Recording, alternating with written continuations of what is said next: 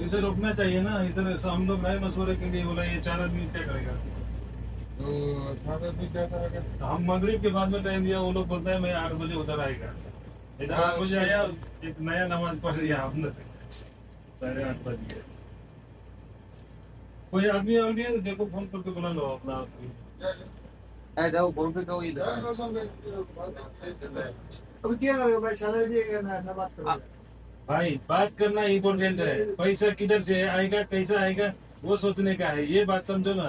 तुम तो बहुत गाली दे रहा था मेरे को, ऐसा दिमाग में है तुम्हारा भाई तो गोबर निकाल दो, समझ गया? तुम ही नहीं एक पैसा कमा काम करके रखा है, समझ गया? तुम लोग के लिए हम इधर रुका है, नहीं तो खली वली कर देता, मालूम है? भाई मैं जाएगा तुम पकड़ेगा मेरे को इधर, तुम बता मैं इधर क्यों रुका है? मेरे पीछे 30 आदमी 25 आदमी काम किया, हम उससे हाथ छोड़ करके जाएगा? आप लोग सोचो, ये मेरे को गाली कर दिया, मालूम है?